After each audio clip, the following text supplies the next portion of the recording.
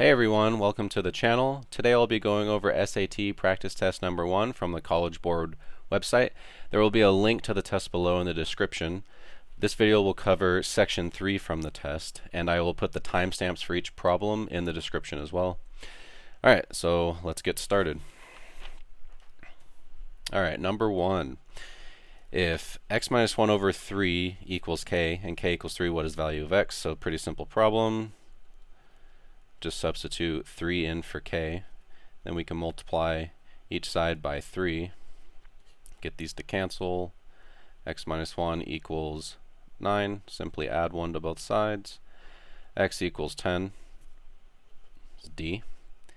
Alright, number 2. What is the sum of 7 plus 3i plus negative 8 plus 9i?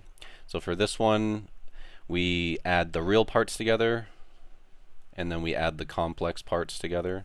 So 7 plus negative 8 is negative 1. 3i plus 9i, 12i. That's A. Okay, number 3. On Saturday afternoon, Armand sent M text messages each hour for 5 hours, and Tyrone sent P text messages each hour for 4 hours. Which of the following represents the total number of messages sent by Armand and Tyrone on Saturday afternoon? Alright, so Armand sent M text messages each hour for 5 hours. So to get that amount, it would be 5 hours times M text messages. And then we have P, so we're adding together, so P text messages for 4 hours. So this would be 4 times P. Simply 5M plus 4P, which is D. Okay, number 4, Kathy is a repair technician for a phone company. Each week she receives a batch of phones that need repairs. The number of phones that she has left to fix at the end of each day can be estimated with the equation P plus 108 minus 23D, where P is the number of phones left. So number of phones left for P, and D is the number of days she has worked that week. So what's the meaning of 108 in this equation?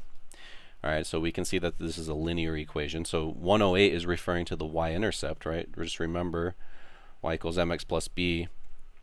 So in this case, b is going to be 108, so that's the y-intercept. So we're trying to figure out what that value means. So when d equals 0, we can see that p equals 108 minus 23 times 0. P equals 108. The reason I bring this up is d is the number of days she has worked that week. So what I'm saying right here is she's worked no days so far, which means we're talking about the beginning of the week. So at the beginning of the week, when we plug that in, we get P equals 108. So we get 108 phones left, which technically, if she hasn't started that week, that's how many phones that she's starting with, is 108. So looking through the answers here, we can see it's B. Kathy starts each week with 108 phones to fix. If I wanted to look at this graphically really quick, just a quick sketch, 108. And then we have negative 23D would be the slope. So we would start here. We would go down 23 and over 1, down 23 over 1, etc. So as the number of days goes by, we can see that the number of phones she has to start each day goes down. So at the beginning of the week, when D is equal to 0, we have 108 phones to start with.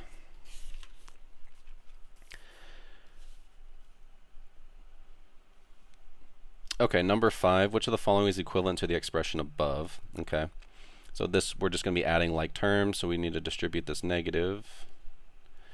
I'll rewrite the first part. So negative times a negative, which makes positive x squared y, and then that makes negative 3xy squared. And then we have plus 3y squared. So now we're going to be adding the like terms. So I can see xy squared, so that gives us 2x squared y. I can see this and this. These will cross each other out. And then our last pieces are here. 2xy squared. which is C.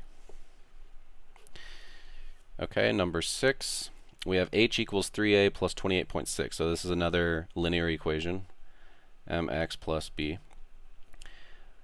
A pediatrician uses the model above to estimate the height h of a boy in inches in terms of the boy's age a in years between the ages of 2 and 5. Based on the model, what is the estimated increase in inches of a boy's height each year? So there's two ways to do it. I'll show the long way first. So we can see that when we plug in a equals 0, we're going to get h equals 28.6. When a equals 1, we're going to get 3 times 1 plus 28.6, which will give us 31.6, and then you can simply subtract 31.6 from 28.6, which would give us 3. The other way is just to recognize, like I said up here, that this is just a linear equation with 3 being m being the slope, the rate of change. So we know if m is equal to 3, the slope is 3, which that means how much it increases per 1 unit. So every year, the boy's height will go up by 3. Okay, number 7, we have m equals this whole entire complex fraction. So the formula above gives monthly payment m needed to pay off a loan of p dollars at r% annual interest over n months. Which of the following gives p in terms of m, r, and n? So we're looking for p. So in the beginning, we can see that this whole entire equation, it's m equals all this other stuff, right?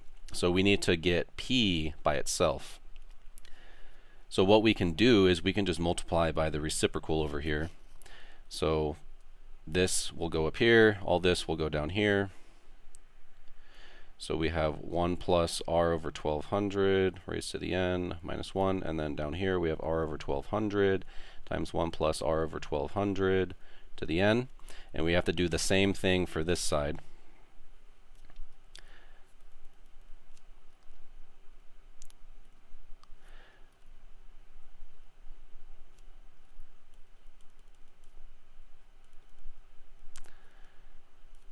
So the whole point of doing this is all of this will cancel with all this, and all of this will cancel with all of this.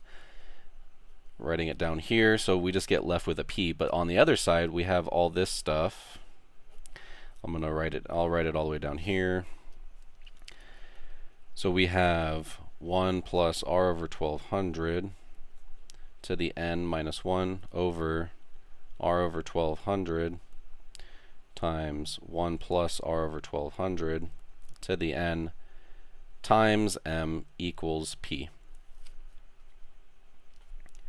So we can see that the answer is B. That matches up.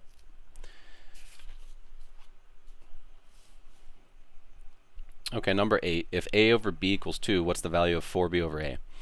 Okay, so a quick trick is put that over 1, and then we can flip the whole entire equation over. So it becomes b over a equals 1 over 2. You're allowed to do that. Just flip the whole entire equation, both sides. Then the next step would be to notice that we're looking for 4 times b. So if I just multiply both sides by 4 here, I will get 4b over a equals 4 times 1/2, which is just 2. So 4b over a equals 2.